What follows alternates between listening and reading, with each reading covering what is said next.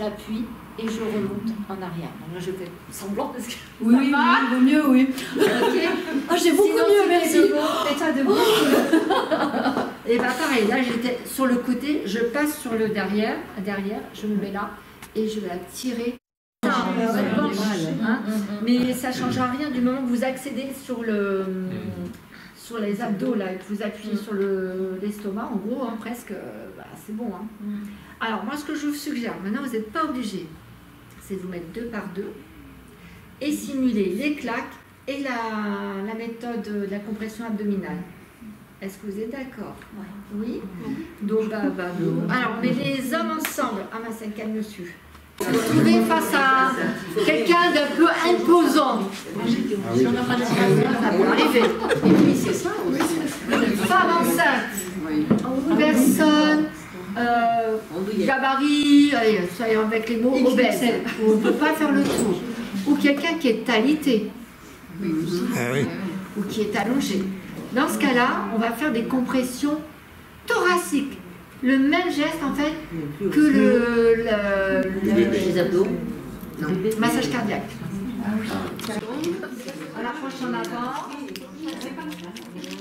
Et là, on va faire un semblant de taper. Alors, là, on fait semblant, mais dans la vraie vie, on y va. Hein. Caisse de résonance. On passe contraction abdominale. Alors, on comprend mieux avec contraction abdominale. Compression abdominale. Le poing. Oui, parce que contraction, c'est que. Non, c'est autre chose. On va accoucher, je crois. Après que ce soit la situation. Ça sera un autre sujet. Poussez.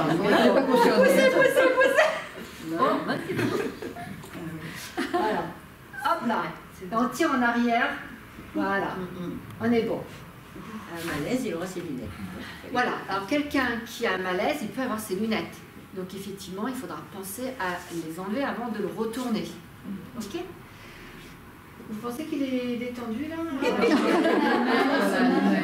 On est d'accord.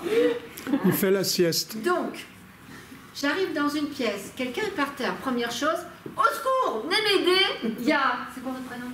Gérard. Gérard qui est par terre. On est plus fort à plusieurs que tout seul. Maintenant, c'est votre mari, votre compagne, et vous savez que vous êtes tout seul, ça ne sert à rien de hurler au secours. Hein. Mais bon, si on est plusieurs, c'est mieux. Pourquoi? Parce que moi, je vais les constater et quelqu'un peut tout de suite appeler. Ok? Donc, pour savoir si la personne est en perte de connaissance, première chose. Oh, oui, Gérard, si tu m'entends, serre-moi la main. On va... Mais... vous avez une perte de connaissance. Donc, l'idée, on va le solliciter, on va lui donner des ordres. Gérard, si tu m'entends, serre-moi la main. Ouvre les yeux, s'il te plaît, ouvre les yeux. Vous voyez, on va chercher à le solliciter. Pas de réponse, donc je vais aller vérifier s'il respire. Donc là, je vais me rapprocher de lui. Je regarde sa tâche correcte. Oh là, j'ai le louraton dans l'oreille. Je sens, vous sentez bon en tous les cas. Je sens son souffle, j'entends son souffle et je vois la cage thoracique se soulever pendant 10 secondes. Ok. Donc, il est en perte de connaissance et il respire. Si je pourrais, alors là j'appelle. Erreur. On est d'accord. Parce que là, si je le laisse sur le dos, qu'est-ce qui risque de se passer? La langue et les liquides. D'accord? Première chose, la langue bascule de la tête. Pour la bascule de la tête, on met une main sur le menton, une main sur le front et on bascule la tête en arrière. Et on ouvre la bouche. D'accord? Donc là, déjà, il ne s'étouffera pas avec sa langue. Rapprochez-vous, je ne vais pas vous mordre. Hein. On est d'accord? Main sur le menton, le front et on bascule en arrière. Ensuite, bon là, je ne vais pas le tourner de ce côté parce que là, sinon il va... Mais elle peut rester la tête comme ça, avec cette bascule. Oui, et vous vérifiez qu'il a bien toujours la tête bien basculée. D'accord? Surtout quand je vais le retourner.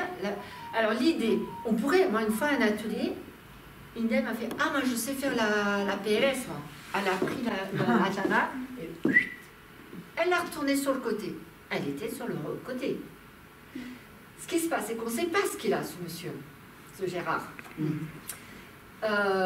Donc l'idée, c'est de le retourner de façon à ce que son cou, ses cervicales, soient le moins mobilisés, en sécurité. Donc c'est pas pour rien que je vais lui mettre les mains d'une certaine façon pour caler son cou. D'accord? Alors on y va. Là, on va lui mettre le bras sur le côté. Alors, normalement c'est en angle droit, mais malheureusement, en vieillissant, on n'est pas toujours très souple et bah, on n'insiste pas, on ne va pas péter le bras. Hein, okay. Je vais chercher son autre main. Paume contre paume. C'est pas pour rien. Paume contre paume. Je lui amène au cou, derrière son oreille. Je maintiens. D'accord? Avec mon autre main, je vais aller chercher sa jambe. Relâchez-vous, relâchez-vous. Voilà, normalement vous êtes complètement relâché. Et là, je recule un peu. Et simplement, quel que soit le gabarit, ça tourne. Ok? Là, j'ai la main bloquée. Je ne vais pas la retirer brutalement, parce que sinon, je vais lui faire bouger la tête. Je maintiens son coude, je sors ma main délicatement. Donc là, ce qui fait qu'il a la main, la tête posée sur sa main. Là, pour stabiliser la position, je maintiens sa hanche. Et là, je vais venir mettre sa jambe en angle droit. D'accord? Je vérifie qu'il respire toujours, je vois son ventre, et là, j'appelle. Je vérifie qu'il a toujours la bouche ouverte aussi. Ah oui, je vais te dire, il a fermé la bouche. Ok, et là, j'appelle. Et en attendant les secours, je le recouvre, parce qu'il va avoir sa température qui va tomber. D'accord? Ok, alors, vous pouvez vous remettre Pas sur le trop dos. couvert parce que j'ai toujours chaud. Ça, Ça rien. rien du tout. Je ne peux pas appuyer, je n'ai pas de force. D'accord? Il faut vraiment se mettre au-dessus et on va le faire d'une main. Alors c'est génial parce que celui-là il clique. Mais dans la vraie vie, ça ne clique pas. Oui. Au cas où vous ne sauriez pas. Mais c'est pour vous rendre compte de la profondeur. Si j'appuie pas assez, ça ne clique pas. Là, ça clique. D'accord? Donc là, on va pareil. Alors là aussi, je crois que maintenant, ils ont changé. On commence par des insufflations. Ce qu'il faut savoir, je pense qu'un enfant n'aura pas trop de dégoût de faire des insufflations, ni un bébé. Maintenant, quelqu'un dans la rue, vous ne connaissez pas, ou même votre compagnon, votre femme, enfin, peu importe, si elle a vomi, ou elle a du sang, ou rien, ça va être plus compliqué de faire des insufflations. Donc, il n'y a pas d'obligation de les faire, mais si vous ne faites pas les insufflations, il faut masser tout le temps. Yes? Ok. Donc, l'enfant, on commence les insufflations, mais là, je vous montre sur... Alors, l'enfant, s'il est plus grand, qu'on ne peut pas prendre nez et bouche, c'est comme pour l'adulte, on fait une bascule de la tête, on passe le nez, on ouvre et on va souffler l'air que vous avez dans les poumons. Pareil, on ne prend pas une grande respiration et on ne souffle pas comme des malades. D'accord? Ok. En fait, les insufflations, c'est plus pour nous. Enfin, non, je dis des bêtises. Ça a un apport, mais c'est pas grave si on ne fait pas. Mais nous, ça nous permet de se reposer. Parce que pendant que vous faites des insufflations, vous n'êtes pas en train de masser. Et je peux vous dire, vous pourrez essayer, c'est très physique. D'accord? Donc pour l'enfant, c'est une seule main. À ce niveau-là, on se met bien au-dessus. Et l'idéal, la position, c'est comme ça. Alors, on va en faire 30. La main derrière le dos? Ouais. Après, vous n'êtes pas obligé, hein, mais c'est pour pas après vous faites comme vous voulez, mais c'est une seule main. Parce que si vous mettez les deux mains, vous allez écraser les côtes. D'accord? L'adulte. Pareil, on dégage tout. Donc vous avez les mamelons, le sternum, donc on va venir sur la partie basse. Le cœur est par là, donc on a ça. Mais peu importe le côté, hein, on s'en fiche. Donc là, par contre, on vous dit de venir croiser et lever vos doigts. En fait, vous devez masser avec votre paume. D'accord? Donc je lève mes doigts. Le problème, c'est qu'au bout d'un moment, vous allez voir, on va avoir tendance, oui, on va casser certainement les côtes flottantes. Ça arrive souvent. Tant pis, l'idéal, c'est d'éviter. C'est pour ça qu'on vous dit de relever les doigts. Mais bon, au bout d'un certain temps, c'est compliqué et on a tendance à écraser. Hein. Donc, on va se mettre bien au-dessus. Alors, chez l'adulte, c'est 30 compressions, 2 insufflations. Si on fait les insufflations, d'accord?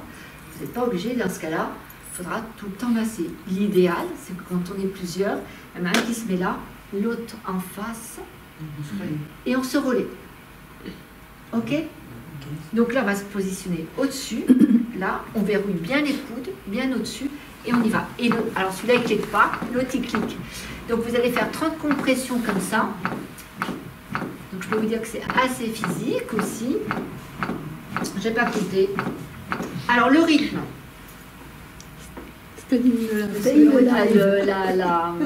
L'application Stay in the Life. connaissez tous la chanson des Bee Gees. Oui. Staying alive, staying alive. Et bien c'est ce mouvement. C'est 120 compressions par minute. D'accord?